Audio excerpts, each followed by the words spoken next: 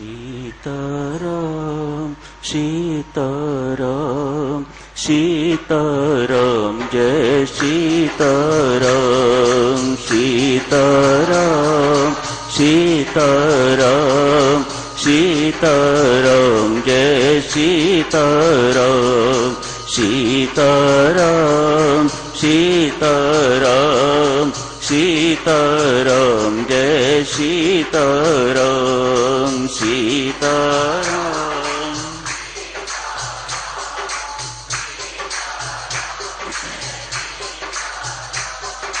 सीताराम सीताराम सीताराम जय सीताराम सीताराम सीताराम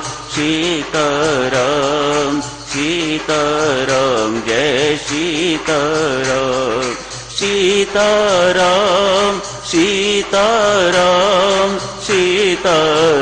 सीताराम जय सीताराम सीताराम सीताराम सीताराम जय सीताराम सीताराम सीताराम सीताराम जय सीताराम सीताराम सीताराम सीताराम जय सीताराम सीताराम सीताराम सीताराम जय सीताराम।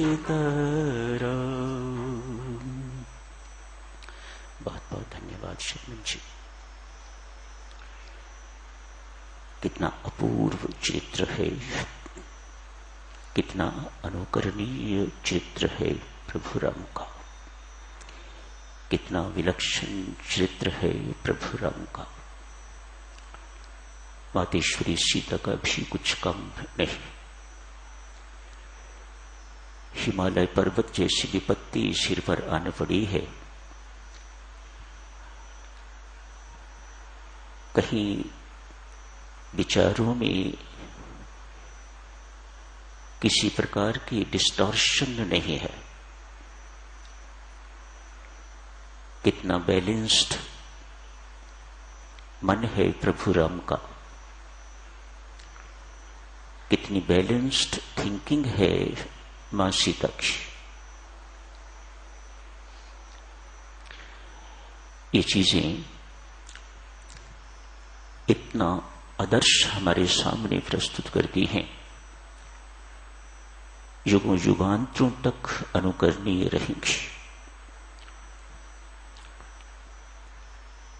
आंख बंद करके पढ़ते हैं, कान बंद करके सुनते हैं, तो जैसे हैं वैसे के वैसे ही रहेंगे। खुली आंख पढ़ते हैं, खुले दिमाग पढ़ते हैं, खुले कानों सुनते हैं,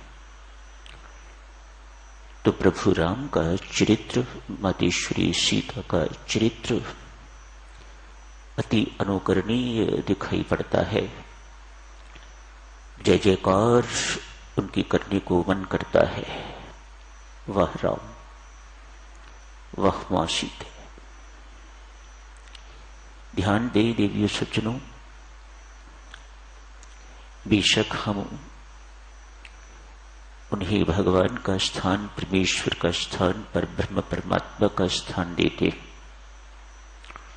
मां सीता को जगजननी का स्थान देते हैं, मानते भी हैं, पूछते भी हैं। लेकिन श्री रामायण जी में उन्होंने एक मानव की भूमिका निभाई है। जो कोई मानव ऐसी भूमिका निभा के दिखाए वह ब्रह्म कहलाने योग्य। कल आप जी ने पढ़ा होगा, राजा दशरथ ने, मां कैकेयी ने राज्याभिषेक की जगह वन में जाने की आज्ञा दी। सब कुछ उलट हो गया। हर्षो उल्लास मातम में बदल गया।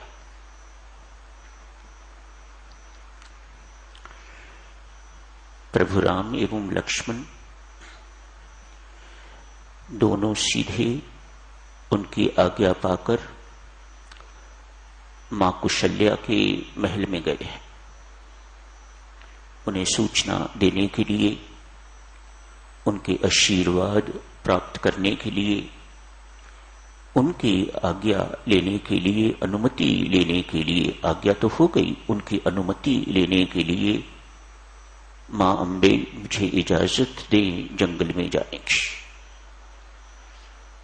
प्रभु राम की मर्यादाओं की ओर कहीं किसी प्रकार की कोई त्रुटि या किसी प्रकार की कोई गलती ढूंढने से भी, खोजने से भी दिखाई नहीं देती। मां ये बात सुनती है तो उसका कलेजा कांप जाता है, मानो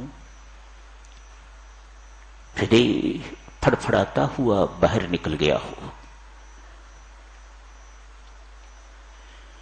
सब कुछ सुनने के बाद मां रोती है, बिलखती है। आखिर मां का हृदय है। बेशक ज्ञान की प्रतीक है, लेकिन जहां अपनों की बात आती है देवियों सज्जनों, ज्ञान में यही कमी है कि ज्ञान उस वक्त हवा हो जाता है। औरों के लिए तो ज्ञान ज्ञान है, उपदेश देने के लिए तो ज्ञान है, कथा करने के लिए तो ज्ञान है, अपने आप को ज्ञानी विद्वान कहलाने के लिए तो ज्ञान है। लेकिन जिस वक्त आचरण में आना चाहिए और विशेषतया अपनों के लिए, उस वक्त ज्ञान प्रायः हवा हो जाता है। मां कुशल्या ज्ञान की प्रतीक हैं, लेकिन सामने पुत्र खड़ा है, राज्याभिषेक होने वाला है। मां तैयारियां कर रही है, नाश्ता बना के रखा हुआ है, तुझे वहां बहुत समय लग जाएगा, नाश्ता इत्यादि कर ले। सब कुछ धरा का धरा रह जाता है, कुछ नहीं लेते प्रभु, मुझे जंगल जाना है, जो वहां खाने को मिलेगा वही खाना है। ये भोजन मैंने बहुत किए हैं, बस पिताश्री की आज्ञा है, मां कैकेयी की आज्ञा है, मुझे इस आज्ञा का पालन करना है। बिलखती मां को देख के तो लक्ष्मण रुष्ट होते हैं, क्रुद्ध होते हैं। बड़ी मां, जो राम का अधिकार छीनेगा मैं उसके प्राण छीन लूंगा। अब राम को कहो राज्याभिषेक की तैयारी करे, मैं हूं ना। कौन माई का लाल है जो मेरे सामने मेरे राम का अधिकार छीन सकेगा? पिता जो इस वक्त कैकेयी के मोह वश में है, मैं उनका हनन कर डालूंगा, भरत को मार डालूंगा, भरत के मामा को मार डालूंगा। इनमें से कोई भी मेरे सामने आएगा और वह राम का अधिकार छीनना चाहेगा तो मैं उसके प्राण छीन लूंगा, प्राण हरण कर दूंगा। प्रभु राम मुस्कुरा रहे हैं, शांत है। लखन, जो तुम कह रहे हो सत्य है, तुम ये सब कुछ कर सकते हो, धरती उलट पुलट तुम कर सकते हो, इसमें कोई संदेह नहीं है। मैं तेरे बल को बहुत अच्छी तरह से जानता हूं, पहचानता हूं, पर ये बल दिखाने का ये समय नहीं है। मेरे और कैकेयी के मध्य में प्रारब्ध आ गई है, दैव आ गया है, कर्म गति आ गई है। अन्यथा इतना प्रेम करने वाली कैकेयी अचानक मेरे ऊपर इस प्रकार से बिगड़ जाए, ये संभव नहीं। ये कैकेयी नहीं है, इसके ऊपर कोई दैवी कोप छाया हुआ है। अन्यथा इस प्रकार की घोषणा वह करती ना, इस प्रकार का व्यवहार मेरे साथ होता ना। जहां प्रारब्ध आ जाए, जहां विधाता बीच में आ जाए लक्ष्मण, वहां क्रोध काम नहीं करता। किस पर क्रोध कर रहा है? इस नश्वर देह पर, इस नश्वर राज्य की प्राप्ति पर। ये सब चीज नश्वर है, ये सारे के सारे संबंध नश्वर। अध्यात्म रामायण में साधक चरो वर्णन आता है, भगवान श्री का प्रथम उपदेश लक्ष्मण को शुरू होता है। मां कौशल्या को तो बाद में उपदेश देंगे, पहले लक्ष्मण को उपदेश दे रहे हैं। लक्ष्मण, ये क्रोध का समय नहीं है। आदमी जानता है ये देह नश्वर है, संसारिक वस्तुएं नश्वर है, शाश्वत एक आत्मा है या परमात्मा है। इसके बावजूद भी वह अपने आप को मैं देह हूं ये मानता एवं स्वीकारता एवं उसी के अनुरूप अपना आचरण करता है। लखन, यही अविद्या है। पराविद्या इस अविद्या का निराकरण करती है। इसी अविद्या के कारण हमारा जन्म पुनर्जन्म होता है। पराविद्या इस अविद्या का निराकरण करती है, इससे छुटकारा दिलाती है। काम एवं क्रोध, भगवान के शब्द सुनो, काम एवं क्रोध इस पराविद्या की प्राप्ति में मुख्य बाधाएं। अकेला क्रोध पर्याप्त है। भगवान श्री इस वक्त लखन क्रुद्ध है, उपदेश अनुरूप दे रहे हैं। लखन, अकेला क्रोध पर्याप्त है इस पराविद्या की प्राप्ति के में रुकावट डालने के लिए। ये पराविद्या को प्राप्त नहीं होने देता। क्रोध इतनी बड़ी बाधा है, इसलिए इस क्रोध को पी जा या इस क्रोध को थूक दे। ये क्रुद्ध होने का समय नहीं। ये पराविद्या लक्ष्मण मोक्षदायिनी है, इसका जीवन में आना बहुत आवश्यक है। भगवान श्री लक्ष्मण को उपदेश देके शांत करते हैं। शांत देवियों वही कर सकेगा ना जो स्वयं शांत होगा। दूसरों के मन को स्थिर वही कर सकेगा जिसका अपना मन स्थिर होगा।